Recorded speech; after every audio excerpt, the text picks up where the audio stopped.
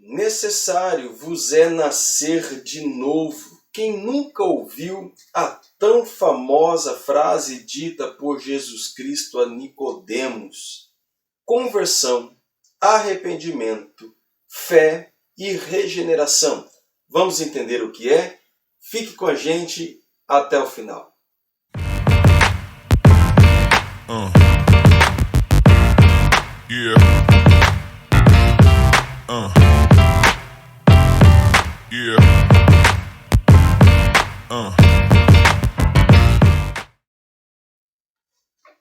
Sejam todos mais uma vez bem-vindos aqui no nosso canal Teolosofando, transformando vidas através do conhecimento.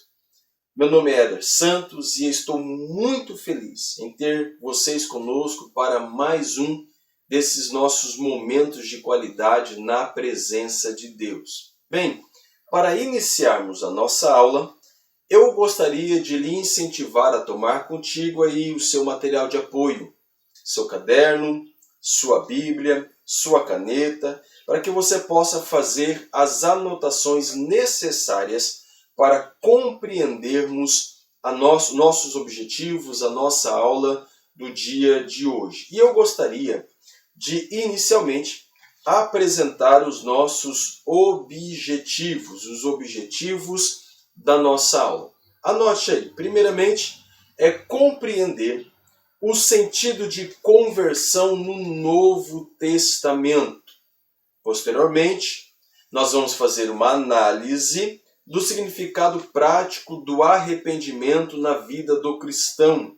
Posteriormente, explicar o sentido de fé salvífica, como também examinar o significado de regeneração à luz da Bíblia. Esses são os nossos objetivos. E eu gostaria de iniciar falando sobre conversão. Atos dos Apóstolos, capítulo 3, versículo 19, naquele discurso do apóstolo Pedro no templo, após ele, através do Espírito Santo, curar aquele homem que era aleijado, que pedia esmola à porta do templo, ele vai pregar, ele vai discursar e a ênfase do seu discurso é: arrependei-vos, pois, e convertei-vos para serem cancelados os vossos pecados. Vamos entender o que é conversão. O termo conversão, a palavra conversão, vem do grego epístrofo. E epístrofo tem o sentido de dar uma volta, mudança de espírito. Literalmente, é converter-se. Enquanto o arrependimento refere-se a uma mudança total de sentimento do homem com relação à sua nova atitude para com Deus, a conversão ela vai expressar uma nova posição para com o mundo. Tá? E ela representa, nesse sentido, uma mudança da situação.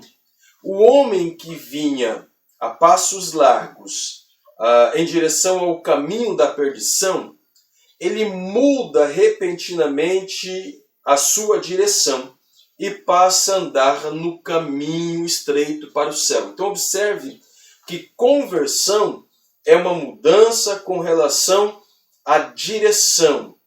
Antes, o homem estava caminhando em direção à condenação, em direção ao mundo.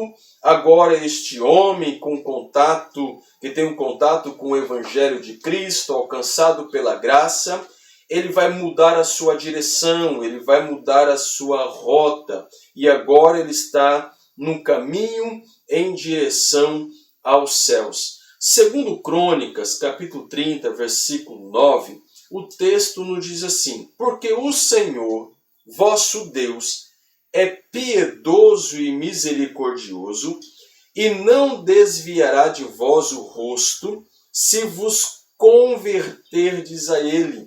Se mudar o caminho, se mudar a direção, se mudar a rota em direção a Ele. Joel, capítulo 2, versículo 13, o texto diz: rasgai o vosso coração e não as vossas vestes, e convertei-vos ao Senhor, vosso Deus. Mude a rota em direção ao Senhor, vosso Deus. Mude a direção ao Senhor, vosso Deus, porque Ele é misericordioso e compassivo, tardio-se em irar-se e grande em beneficência, e se arrepende do mal. Portanto, a conversão é uma mudança tanto mental, pois começa no intelecto, na volição, no desejo do homem, e também uma mudança moral, uma mudança em direção a um caminho agora diferente. Isto é conversão. Lembrando vocês, mais uma vez, que estamos construindo um pensamento. A proposta nossa aqui é dar uma base para esta construção. Portanto, não vamos aqui trabalhar detalhadamente cada um desses pontos, até porque nós não temos um tempo propício, um tempo apropriado para essa nossa discussão se tornar muito prolongada. Então, conversão é uma mudança de direção, tá? Uma mudança de sentido. Tá? Literalmente essa mudança de direção. Eu gostaria de exemplificar para você que faz parte desse contexto do trânsito, né, que tem o seu veículo, que você dirige pelas estradas, pelas ruas da sua cidade, constantemente você vai identificar uma placa, né, de proibido, ou também indicando uma conversão à direita, uma conversão à esquerda, e você está indo em uma direção e de repente você muda a sua rota em direção contrária. Isto é conversão. Vamos entender o que é arrependimento? O vocábulo arrependimento literalmente significa mudança de mente, tá? Ele procede do grego metanoia, ou do substantivo também metamelomai, e indica uma mudança de escolha, uma mudança de propósito, de intenção, de conformidade com uma segunda e mais radical reflexão sobre o que foi feito. Enquanto conversão é uma mudança com relação à direção que está sendo tomada, ao caminho que está sendo tomado, arrependimento é uma escolha, um propósito, uma intenção, tá, de uma conformidade com uma segunda e mais radical reflexão sobre o que foi feito. Ou seja, arrependimento é refletir sobre o pecado. Lucas capítulo 19, versículo 3, 8 e 9, nós vamos ler alguns desses versículos aqui, fala de um homem por nome de Zaqueu. Zaqueu, diz o texto, um publicano que desejava ver Jesus, desejava ter um encontro com Jesus. E quando ele recebe Jesus Cristo em sua casa, ele toma uma atitude, ele tem um momento de reflexão e muda o seu propósito. Acompanhe comigo, por gentileza, a leitura do livro de Lucas, capítulo 19, versículo 8. O texto vai dizer assim: E levantando-se Zaqueu, disse ao Senhor: Eis que eu dou aos pobres metade dos meus bens. Se em alguma coisa tenho defraudado alguém, o restituo quadruplicado. E disse-lhe Jesus: Hoje veio a salvação a esta casa, pois também este é filho de Abraão. Zaqueu está fazendo uma reflexão sobre os seus atos e ele decide então mudar a sua atitude com relação aos atos cometidos. Zaqueu era um publicano e você sabe muito bem que o publicano, naquele contexto romano do tempo de Jesus, tinha o costume, o hábito de defraudar, de tomar para si aquilo que não era lícito. E ele diz a Jesus: olha, eu vou mudar a minha atitude. Eu estou arrependido dos meus pecados e eu vou mudar a minha atitude. Eu vou devolver tudo aquilo que eu me apropriei de forma inadequada. Isto é arrependimento. No Antigo Testamento, arrependimento significa girar ou retornar e dedicar-se para Deus ao abandonar o pecado, voltando-se para Ele de todo o coração, alma e força. Como referência, eu cito Neemias 1:9, Isaías 19:22. No Novo Testamento, é uma mudança, metanoia, mudança de mente, de transformação de pensamentos, de consciência, de atitudes.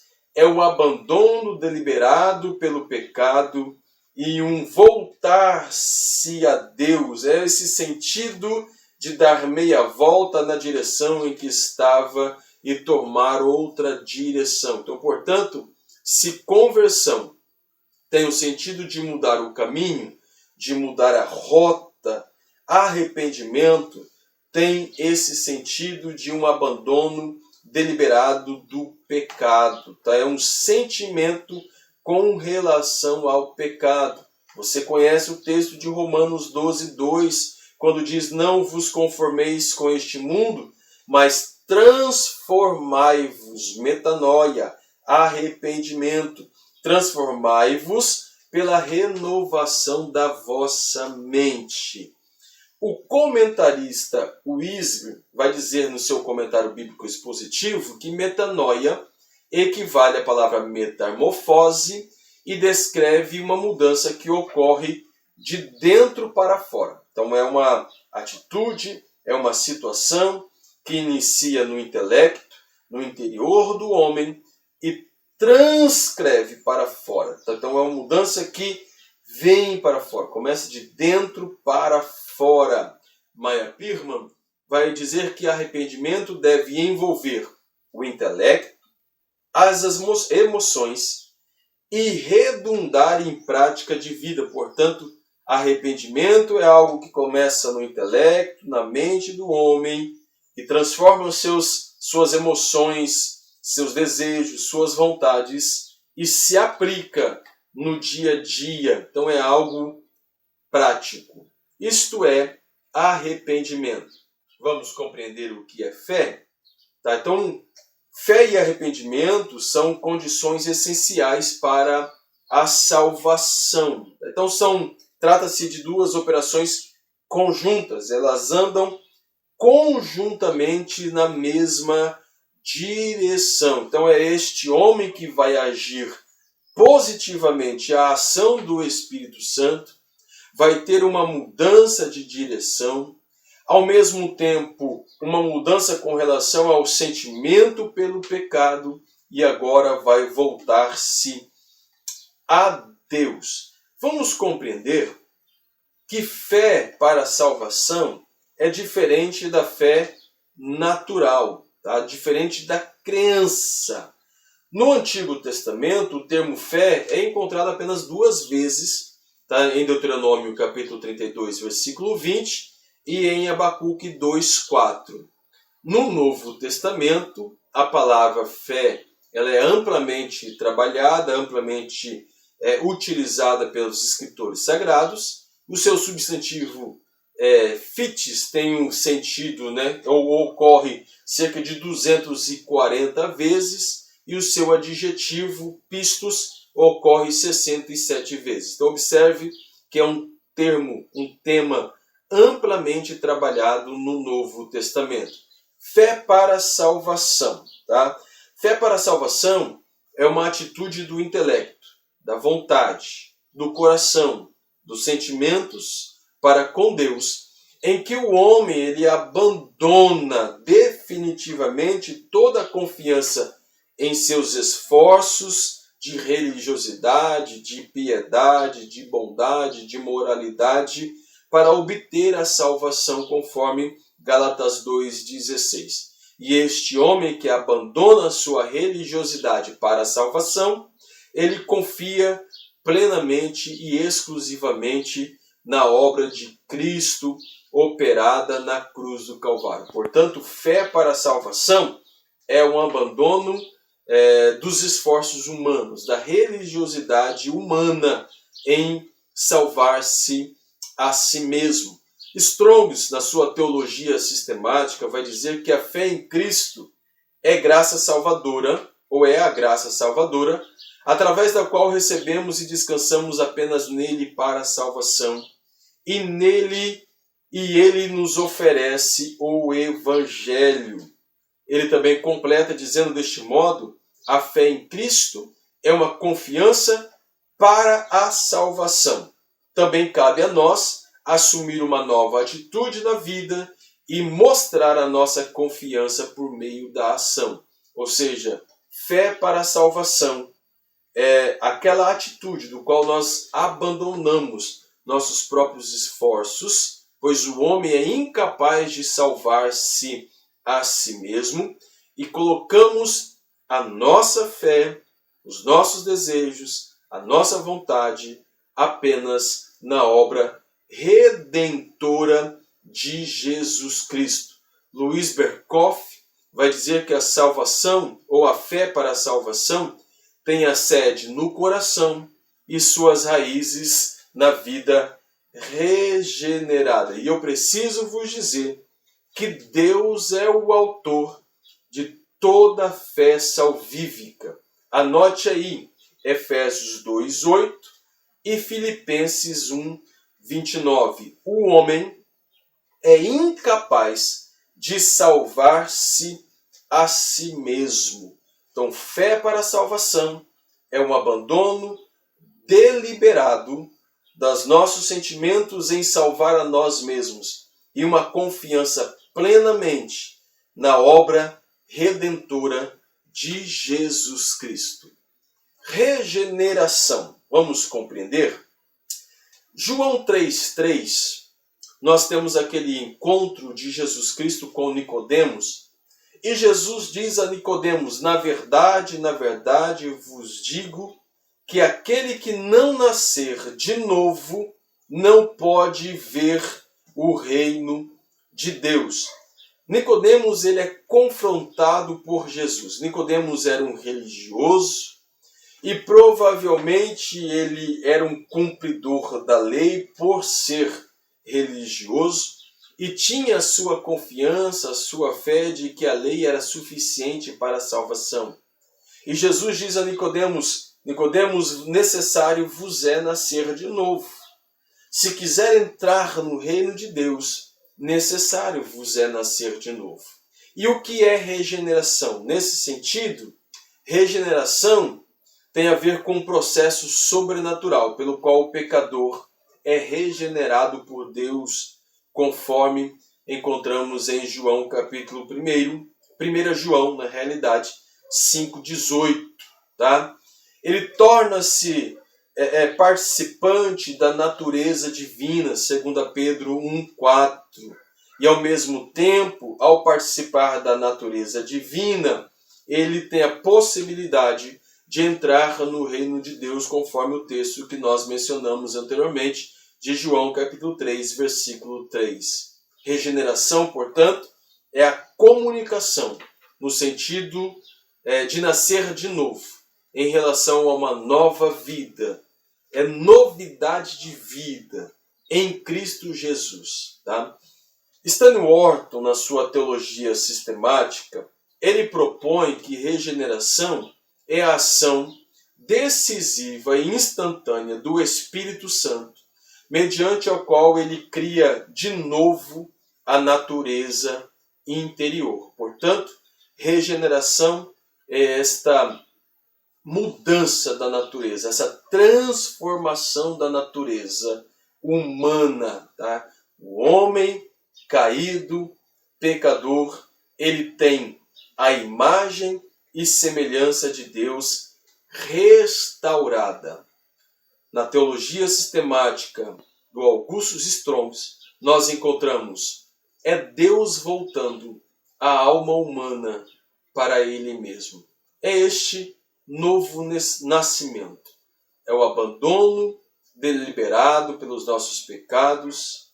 E conforme o Espírito Santo vai trabalhando na vida deste homem, desta mulher, deste ser humano, ele vai sendo regenerado em Cristo Jesus. E eu gostaria de concluir esta aula falando que nós estamos estudando sobre fé, conversão, regeneração e arrependimento com o texto de Efésios 2:8. Porque pela graça sois salvos, por meio da fé. Isso não vem de vós, é dom de Deus. Não há absolutamente nada que o homem possa fazer por si mesmo para ser salvo. A salvação é um dom gratuito de Deus. A Bíblia chega a dizer que não há um justo sequer. Nós não temos bondade, atributos humanos necessários para sermos salvos por nós mesmos. A salvação, ela é mediante a obra redentora de Jesus Cristo na vida humana. Se eu pudesse trazer uma imagem ilustrativa de tudo isso que nós estamos trabalhando aqui, nessas aulas anteriores e na aula de hoje, seria esta imagem. Estamos em obra. Nós, seres humanos, estamos em obra, sendo transformados e regenerados pelo Espírito Santo. Concluímos assim mais uma aula. O meu desejo é que estas aulas estejam agregando valor a você. Trabalhamos com muito carinho para compartilhar com vocês um conteúdo relevante, um conteúdo bíblico e prático, tá? Agora é a sua vez de compartilhar. Compartilhe com os seus amigos, no grupo da sua igreja, o link da nossa aula, o link do nosso canal. Não se esqueça de curtir, se ainda não é inscrito no nosso canal, aproveite, se inscreva, deixe a sua contribuição aí nos nossos comentários, pois nós estamos trabalhando, tem muito conteúdo já sendo preparado com carinho para vocês sobre este tema e outros que virão aqui no seu canal, no nosso canal Teolosofando. Clique aí, se inscreva, compartilhe. Fique com Deus e até a nossa próxima aula.